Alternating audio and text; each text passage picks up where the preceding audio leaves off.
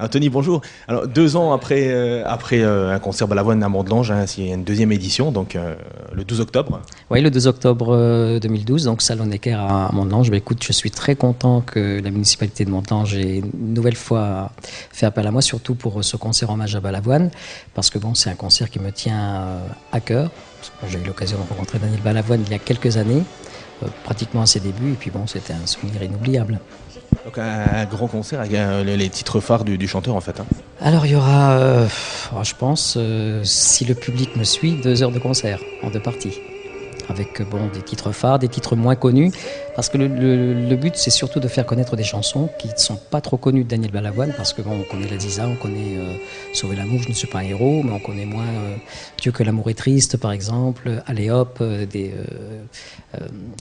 Petite Angèle, hein, des titres comme ça que je ferai découvrir.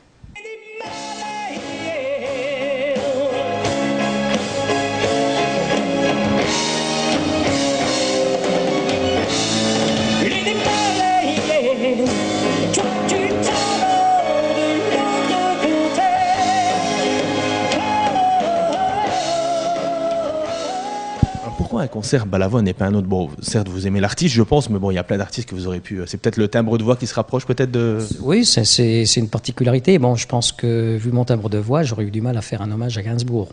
Parce que, pour faire un hommage à quelqu'un, il faut le respecter déjà, être le plus proche possible.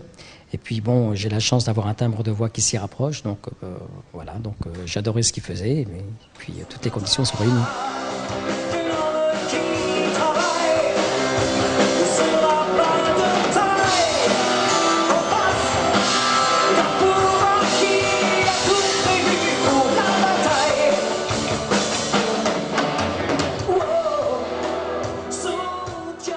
Beaucoup de travail pour faire un show comme ça de 2 heures. J'imagine il y a des heures et des heures de répétition. Ça fait beaucoup d'heures de répétition. Déjà, le choix des morceaux est très, très important.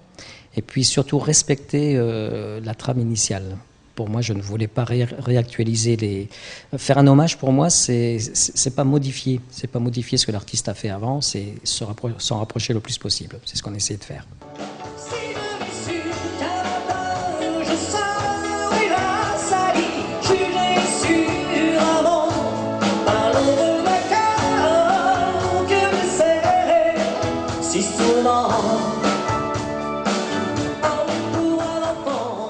En tout cas, ça a de marcher. J'ai des personnes que je connais qui ont assisté donc il y a 2 ans ici à Mont-de-Lange qui me disaient, ils fermaient les yeux, ils pensaient qu'ils entendaient Balavoine. C'est le but. C'est un grand honneur pour moi.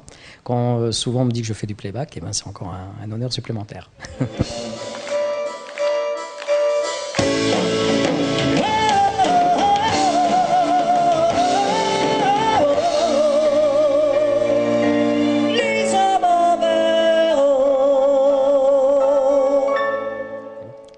Eh bien, je vous donne rendez-vous vendredi 12 octobre à partir de 20h30, Salon Necker, pour un hommage partagé à Daniel Balavoine.